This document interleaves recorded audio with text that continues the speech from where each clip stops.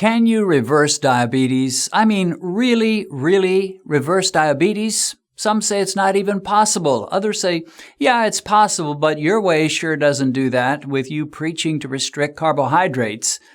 Well, we're going to talk about these things, and I think you'll be encouraged. Coming up.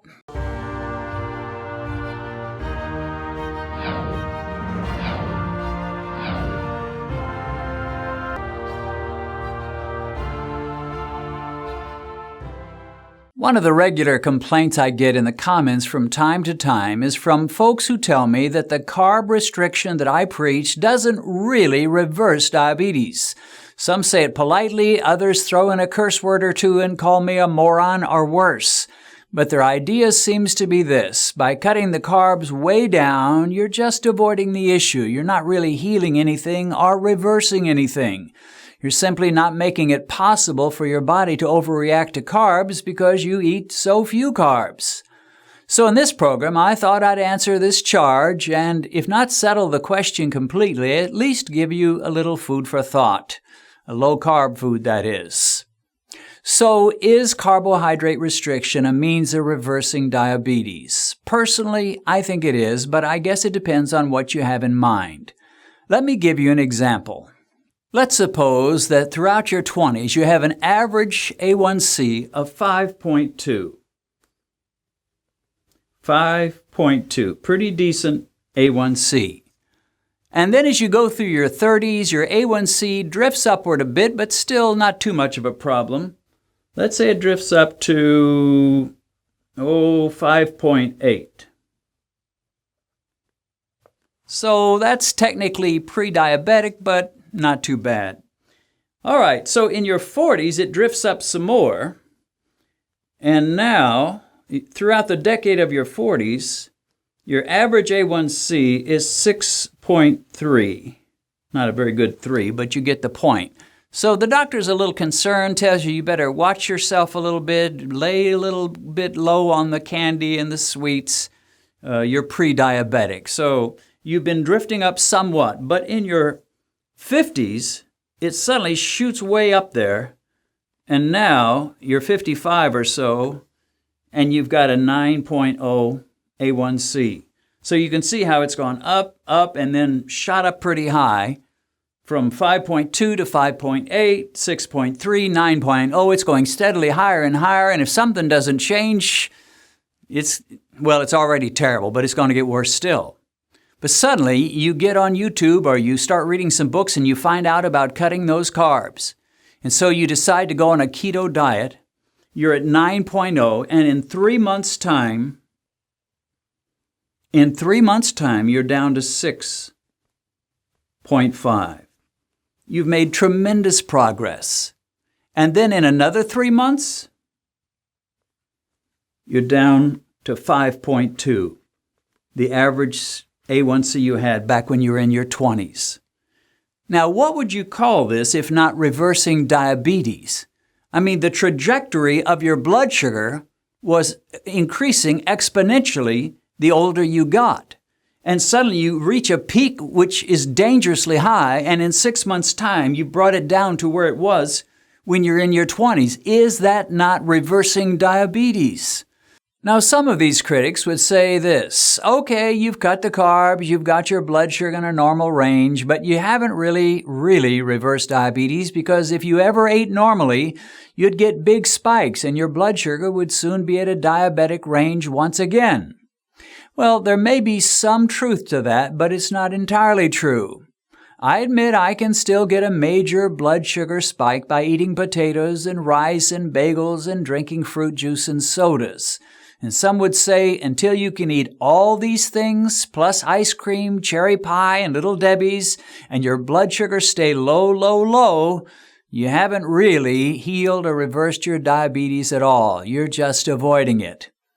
Well, this kind of reminds me of an incident I witnessed when I was in the 9th grade. In my biology class, we had a girl named Nan who just loved to talk. She talked nonstop to anyone who would listen to her, and this became a real pain to our teacher. Every quarter, we'd get our report card, and in addition to getting an academic grade, such as an A, a B, a C, and so forth, we would get a citizenship grade which ranged from 1, which represented great behavior, to 4, which meant you were a very naughty boy or girl. In the early part of the year, Nan received a 4, the worst citizenship grade possible. Finally, the teacher had enough of all her talking, and he put her desk up against a wall far away from the rest of us students. She was totally isolated and had no one to talk to. But when her next report card came out, she still received a 4 as a citizenship grade, meaning her behavior was terrible. And I'll never forget the conversation she had with the teacher over that grade. Now keep in mind that apart from her tendency to talk way too much, Nan was a good girl. And for that previous quarter, she hadn't talked. It had not been possible for her to talk to anyone as she sat in her desk, totally isolated from the rest of the class. So when she received a 4 as a citizenship grade, she vigorously protested that she hadn't talked that entire quarter. It hadn't even been possible for her to talk. The teacher calmly replied, yes, he knew that, but he also knew that if she had been sitting with all the rest of the class, she would have been talking a lot. Thus the bad citizenship grade. The irony of that reply struck me so powerfully that I've never forgotten his answer. There's a lot about middle school I don't remember, but I sure remember that. And I have to say, I agree with Nan. Even though she surely would have talked had she been with the rest of us, the point was she was not with the rest of us, and she did not talk. I think she should have received a citizenship grade of a 1 rather than a 4.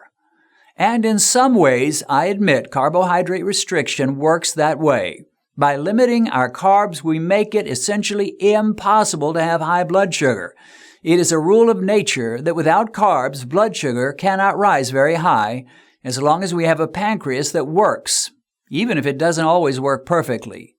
To mock us or condemn us for restricting our carbs when we're being killed by them is hardly fair. But there are more factors involved. First, insulin resistance and insulin sensitivity are not static. And as your liver and pancreas lose the fat that envelops them and makes them less effective, it is highly likely that your insulin resistance will decrease and your insulin sensitivity will increase, and that's a good thing. Many people report that after keeping their blood sugar low for some time, they find that when they do eat healthy carbs, such as beans or an occasional high-fiber piece of bread, they do not get as much of a blood sugar spike as they did previously. But some of the critics are not satisfied with this. They seem to feel that unless you can stuff yourself with pizza and pretzels, monster-sized potatoes, and swill huge glasses of orange juice and apple juice, and still keep your blood sugar under 130 or so, you haven't done much for yourself and you have no right to say you've reversed your diabetes. But here's another thought we have to keep in mind.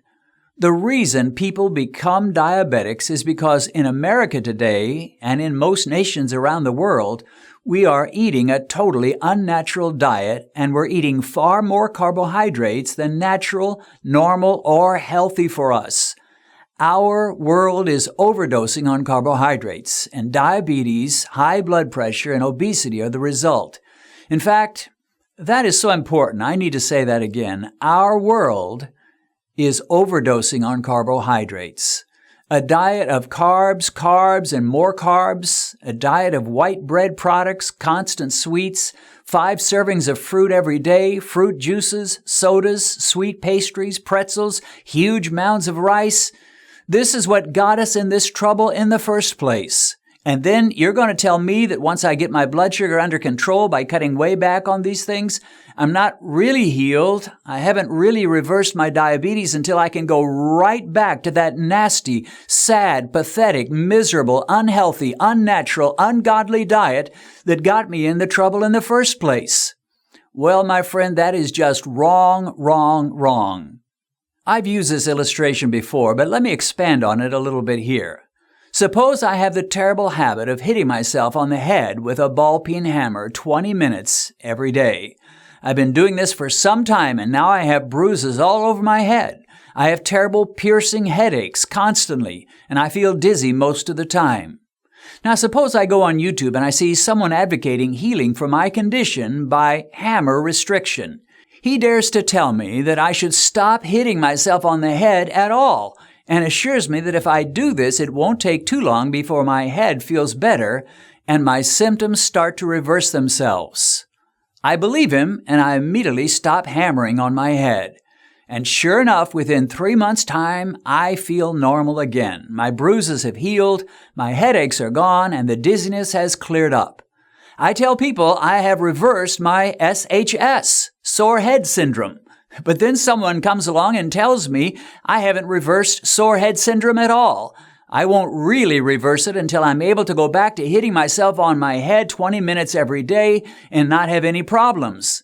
He then gives me a baseball cap to wear and tells me this will fix me, and with this cap I can go back and keep hammering on my head and really reverse all my symptoms. He says this is the natural way. This is the only real way to reverse SHS, sore head syndrome.